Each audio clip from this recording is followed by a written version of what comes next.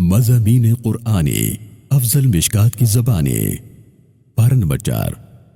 چوتھے پارے کی ابتدا لن تنالوا البر حتی تنفقوا مما تحبون کے الفاظ سے ہوتی ہے۔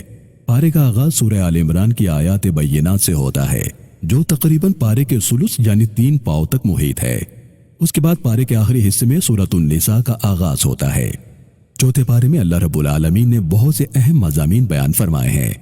پارے کا آغاز اس بات سے ہوتا ہے کہ مومنین سے کہا جاتا ہے کہ تم اس وقت تک مومن نہیں ہو سکتے جب تک تم اپنی سب سے محبوب شے کو اللہ کی راہ میں صدقہ نہ کر دو۔ چوتھے پارے کے ابتدائی میں اللہ رب العالمین فرماتا ہے کہ روئے زمین پر انسانوں کے لیے جو سب سے پہلا گھر بنایا گیا وہ وہی ہے جو مکہ مکرمہ میں ہے، یعنی کعبۃ اللہ۔ اللہ رب العالمین نے کعبۃ اللہ کو مرکز و محور قرار دیا۔ حج بیت اللہ کو صاحبان استطاعت کے لیے فرض قرار دیا۔ مسلمانوں کو فرقہ واریت سے بچنے کے لیے قرآن کریم کو اللہ کی رسی قرار دیا کہ قرآن کو مضبوطی سے تھام لو تو فرقہ واریت سے بچ جاؤ گے۔ نبی کریم صلی اللہ علیہ وسلم کی امت کو بہترین امت قرار دیا گیا کہ تم لوگوں کی اصلاح کے لیے نکالے گئے ہو۔ مسلمانوں سے کہا گیا کہ کافر اور منافق تمہارے دوست نہیں، انہیں اپنا ہمراز نہ بناؤ۔ اسی پارے میں مسلمانوں کی دوسری بڑی جنگ یعنی غزوہ احد کا ذکر کیا گیا ہے کہ کس طرح اس غزوے میں مسلمانوں پر آزمائش آئی۔ غزوہ بدر کا ذکر بھی کیا گیا کہ کیسے اس غزوے میں مسلمانوں کی نصرت کی گئی۔ احد کی لڑائی میں جب نبی اکرم صلی اللہ علیہ وسلم کی شہادت کی افواہ پھیلی تو مسلمانوں پر اس کا کیا اثر ہوا، اس واقعے کا ذکر کیا گیا ہے۔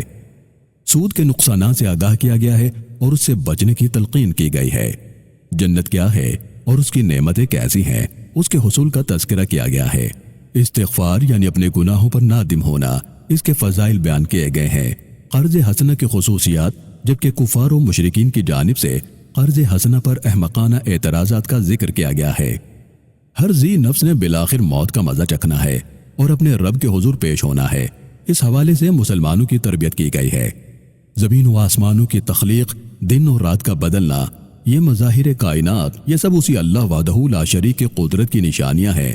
اس حوالے سے گفتگو کی گئی ہے کہ ان نشانیوں کو دیکھ کر اپنے رب کی شان کا ادراک کرو، غور و فکر کرو۔ سورہ آل عمران کے آخر میں مسلمانوں کو دعا کے کلمات سکھائے گئے ہیں کہ اپنے رب سے کیسے دعا کی جائے کہ اس کے دربار میں قبول ہو۔ چوتھے پارے کے آخری پاؤں میں سورۃ النساء کا آغاز ہوتا ہے جس میں اللہ رب العالمین یہ ذکر فرماتا ہے کہ اے انسانوں، اپنے اس رب سے ڈرو جس نے تمہیں ایک جان سے پیدا فرمایا اور پھر اسی سے اس کا جوڑا بنایا اور پھر ان سے بہت سے مرد اور خواتین پھیلا دیے۔ سورۃ النساء میں اللہ رب العالمین نے بہت ہی اہم مضامین بیان فرمائے ہیں۔ یتیموں کے حقوق کا ذکر کیا کہ ان کے مال ناحق نہ کھاؤ، ان کا خیال رکھو، ان سے رحم و کرم کا معاملہ کرو۔ اسی سورہ نساء میں اللہ رب العالمین نے وراثت کے مسائل کا ذکر تفصیل سے فرمایا ہے کہ کس رشتے کا وراثت میں کتنا حصہ ہوگا۔ عورتوں کے حقوق کا خیال رکھنے کا بیان کیا گیا ہے۔ معاشرے میں شادیوں کے حوالے سے رہنما اصول بیان کیے گئے کہ لا تعداد بیویوں کے بجائے اسے 4 تک محدود رکھنے کا حکم جاری کیا گیا اور اسے بھی انصاف سے مشروط کیا گیا۔ انصاف نہ کر سکنے کی صورت میں ایک ہی بیوی تک محدود رہنے کو بہتر قرار دیا گیا۔ توبہ کے حوالے سے اصولی گفتگو کی گئی کہ توبہ کیسے قبول ہوگی، کن کی قبول ہوگی، توبہ کا وقت کیا ہے۔